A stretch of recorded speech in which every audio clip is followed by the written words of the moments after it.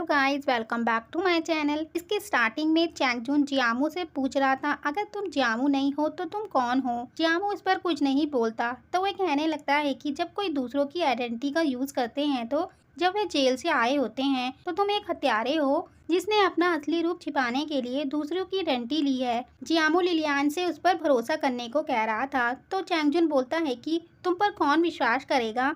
लिलियान कहती है कि मुझे विश्वास है। जब चैंगजून वहाँ से चला गया था तो लिलियान उससे कहती है कि मुझे तुम पर विश्वास नहीं है, वो तो मैंने चैंगजून के सामने बोल दिया था ताकि तुम एम्बैरस ना हो। पर अब मुझे बताओ, तुम रैली में कौन हो, तुम्हारा क्या पर्पस था लिन कॉर्पोरेशन में आने का, और मिकंडे से तुम्हारा क्या कनेक्शन है। जामू कहता है कि मैं तुम्हें अभी नहीं बता सकता, लेकिन सही टाइम आने पर बता दूंगा।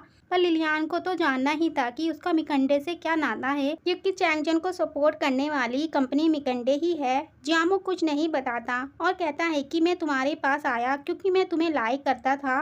लिलियान कहती है कि चैंगजन और लिली से धोखा खाने के बाद मैंने सब पे भरोसा करना छोड़ दिया था, केवल तुम ही हो जिस पर मैं ट्रस्ट करती हूँ, लेकिन अब तुम भी मुझसे झूठ बोल रहे हो। जियामू कहता है मुझे पता है तुम्हारे लिए लिन कॉर्पोरेशन ही सब कुछ है, मैं इसे सही टाइम आने पर सब कुछ बता दूंगा। लिलियान बोलती है कौन सा राइट टाइम आएगा अभी बताओ। जब वे कुछ नहीं बोलता तो लिलियान उसे वहाँ से जाने को बोल देती है। उन दोनों के एक साथ बिताए मेमोरीज की फ्लैशबैक दिखाते हैं। जियामू वहाँ से चला जाता है और जाने से पहले वे एक बार पीछे मुड़कर देखता है। इधर लियान उसे विंडो पर खड़ी देख रही थी। फिर वे अपने डैड की फोटो लेकर रोते हुए अपने को समझाती है, रो मत, तुम्हें बस अपने पर ही भरोसा रखना है। नेक्स्ट डे चैंगजून कंपनी आकर हर चीजों को लिखवा रहा था कि मुझे इसके बदले ऐसा टेबल चाहिए, यहाँ पर ये चेंज करके ये रखा होना चाहिए। इतने में वहाँ लिलियान आकर कहती है मुझे अपने ऑफिस की सभी चीजें पसंद है, तुम्हें मुसीबत खड़ी करने की जरूरत नहीं है।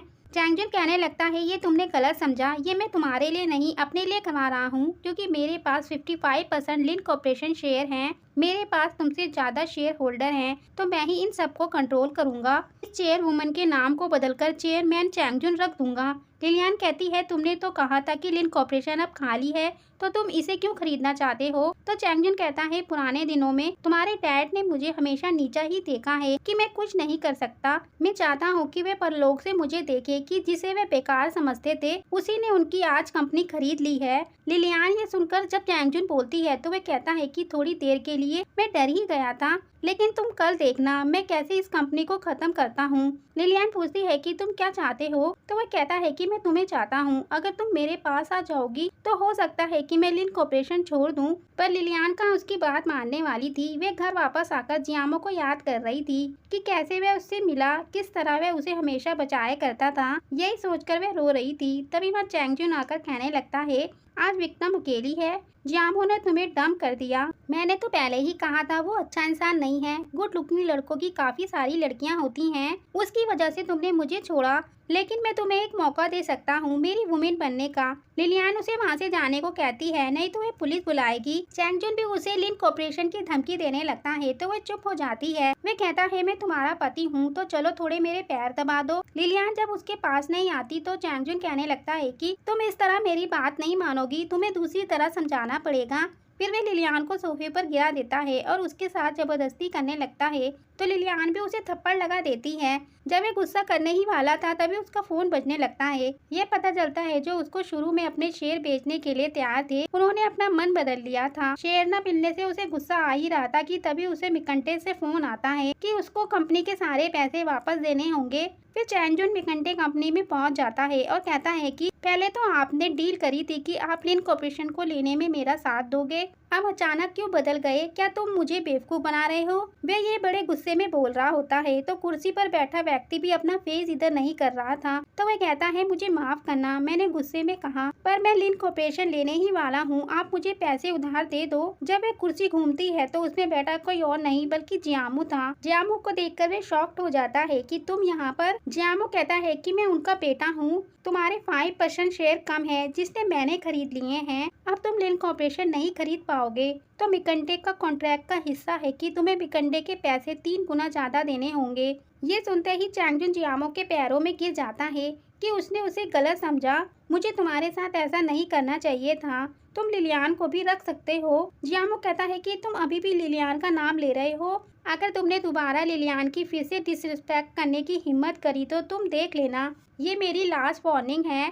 फिर वे अपने गार्ड से उसे बाहर निकलवा देता है। तभी उसके डैड वहाँ आकर कहने लगते हैं कि तुमने जो कहा मैंने वही किया, अब तुम्हें भी अपना प्रॉमिस निभाना पड़ेगा, मिकंटे कंपनी को संभालना होगा। जियामो कहता है मैं अपना प्रॉमिस नहीं तोड़ूंगा, लेकिन मुझे अभी कुछ काम है। वे वहाँ से चला जाता है। जियामो के डैड के पास उसका असिस्टेंट आकर कहता है कि अब आपका बेटा वापस आ गया है तो वे अब आपको समझेगा। वे कहते हैं कि मैं बहुत खुश हूँ, मेरे बेटे ने मुझसे बात करने की पहल तो की। इधर चैंगजुन को दिखाते हैं, वे एक कार को रोकता है। वे कार लिलियान के अंकल की थी। वे कहते हैं कि मैं तुम्हें अपने शेयर नहीं दूंगा, तो वह कहता है मैं तुमसे शेयर नहीं खरीद रहा बल्कि पैसों की हेल्प मांग रहा हूँ, क्योंकि मिकंडे कंपनी अपने पैसे वापस मांग रही है। वे कहते हैं कि लिलियान मेरी भतीजी है, हम एक ही फैमिली से हैं, मैं तुम्हें पैसे क्यों दूँ। चैंगजुन कहने लगता है कि जब तुम्हारा फायदा हो रहा था तब तो तुम मेरा साथ दे रहे थे, अब मना कर रहे हो। वे कहते हैं कि तुम क्या बोल रहे हो, मुझे समझ नहीं आ रहा, और वहाँ से निकल जाते हैं। चैंगजुन तो अपना सिर पकड़ लेता है कि वो अब क्या करे और सीधे लिलियान के पास पहुँच जाता है और बताने लगता है कि सब मेरी ही गलती थी, लेकिन वो सब लिली का आइडिया था। लिलियान कहती है कि अभी तो तुम मेरे पास आए थे ये बताने के लिए कि लिन कॉर्पोरेशन अब मू कॉर्पोरेशन होने वाला है, इतनी जल्दी मुझसे भीख मांगने क्यों आ गए। चैंगजुन बताता है कि मिकंटे कंपनी अपने पैसे वापस मांग रही है और जियामो उनका बेटा है। ये सुनकर लिलियान दुखी हो जाती है कि उसने इसलिए मुझे कुछ नहीं बताया। वे चिल्लाते हुए चैंगजुन को वहाँ से जाने को कहती है तो वो भी वहाँ से चला जाता है। उसके बाद वे अपने सवालों के जवाब लेने के लिए उसकी कंपनी पहुँच जाती है, पर वहाँ पर जियामो नहीं होता।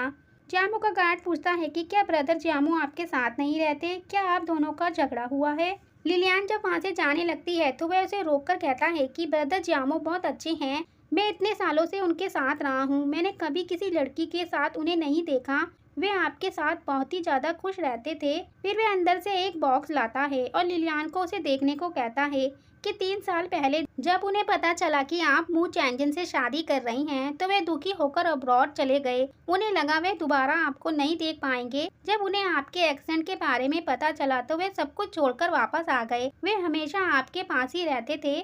उन्होंने तभी ये कंपनी आपके लिए बनाई, जब आप उठे तो किसी भी तरह की वे हेल्प कर सकें। उसमें वही डायरी भी थी जो लिलियान ने जियामो को बताया था कि जब वे कोमा में थी तो कोई आकर उसे वही स्टोरी सुनाया करता था जो वो उसके डैड उसको सुनाए करते थे और उसका ख्याल भी रखता था। वे कोई और नहीं बल्कि जियामो ही था। गार्ड बताता है कि वे हर हफ्ते आपके पास जाया करते थे, चाहे कैसे भी टाइम निकालना पड़े, वे हमेशा आपकी केयर करते थे। लिलियान उसकी सारी बातों को सुनने के बाद रोते हुए भागते हुए जा रही थी। वे कहती है कि जियामो तुम कहाँ हो, मुझे तुमसे बात करनी है। वो तुम ही थे जो हमेशा से मेरे साथ थे, पर मैंने ही तुम पे भरोसा नहीं किया। वे कार में बैठकर जियामो को कॉल करती है पर वे उसकी कॉल नहीं उठा रहा होता। तभी पीछे से चैंगजन उसे बेहोश कर देता है और उसके हाथ से वे ब्रेसलेट निकालकर बाहर फेंक देता है। इसी पर ये पार्ट एंड होता है। Thanks for watching.